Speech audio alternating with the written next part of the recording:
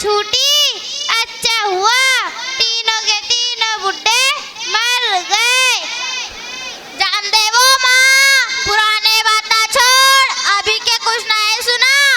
क्या बताओ माँ, जब बहू करके लाई ऐसी कैसी माया जताती थी, और अब तो नागिन के जैसा डसने कुछ आती, और मेरे बेटे को ऐसा कैसा हाथ में कर ली। वो माँ, मैंने जब बहू करके लाई थी तो गरीब गाय थी गाय, अब तो लात मारने वाली बैल बन गई है, और मेरे बेटे पर जैसा कि जादू ही कर दिया हो। हाँ वो माँ, मेरे बहू को भी काम बोले तो तन तन करके मेरा आंख पे चाहती,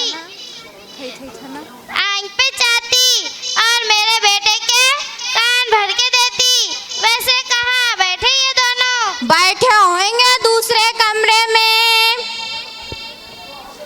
हाजिरीन जलसा, ये इस घराने के सासों का किरदार था।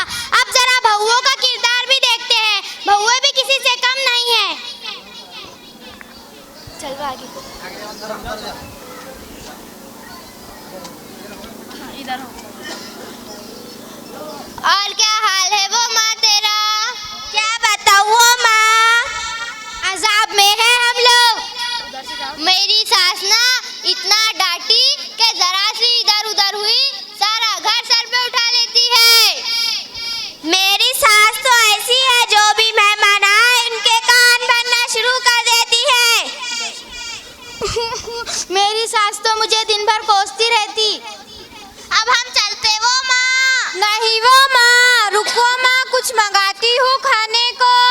अब बहू सो गई क्या, कुछ लाना खाने को। बस काम धंधे के टाइम सोने कुछ होना। ये बुड्ढी को भी जरा गमता नहीं, आती मैं कुछ देकर खाने का। अजी अम्मा, सास तो लेने दिया करो, ये लो। अब वो माँ, ये क्या लाई मेरे फल्ले। ओ खाला, आंखों का इलाज करवाओ, केले थे वो केले। ओए, आंखों का किसको बोल रही तू? पूरे गांव की लाइट बंद कर, फिर देख सुई में धागा कैसा पुराती मैं। कि वो तेको बड़ों की कदर नहीं है क्या? अन्य दोनों कहाँ है ऐदी महारानियाँ?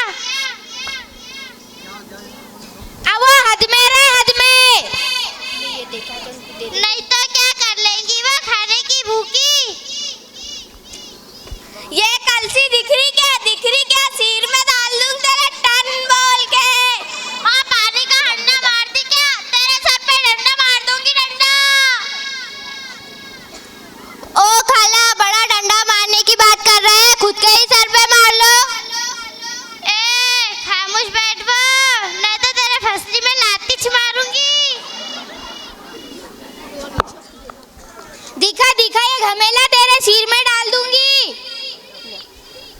इसको अब आई अब इसको मार खाने की दिखाती अब मैं इसको। रुक तू। अब वो बेलन मार दूंगी सर पे। बेलन सिर में मार दूंगी तेरे। बेलन मारती क्या तू? रुक, अब तेको छोड़ती नहीं मैं। चला आलम भाई, वो ले वो जवेरा हाथ में वो माइक दे, जवेरा आना जल्दी से। रुको। माइक चालू करो ना। चालू है ना, जो पास में रखना। मेरी प्यारी बहनों, ठहरो। आपस में क्यों झगड़ा कर रही हो? आजकल के माशरे में सास को बहू से और बहू को सास से परेशानी है, जबकि झगड़ा दोनों का होता है। हम दोनों आपके झगड़े की इस्लाह करेंगे, गौर से सुनिए। बारिश का कतरा सांप और सीपी दोनों के मुंह में गिरता है। सांप उस कतरे का जहर बना देता है और सीपी उसे मोती बना देता है।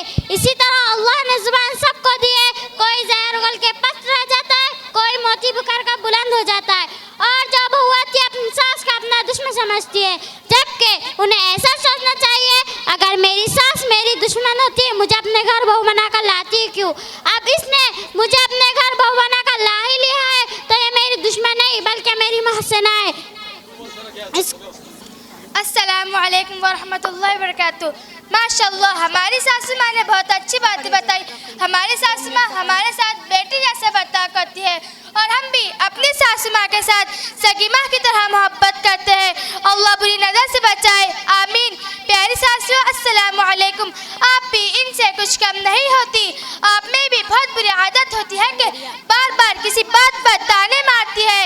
याद रखो सासू, आपके पास जो बहुएं आती है वो अपने खानदान की मोहब्बत को छोड़ कर आती है।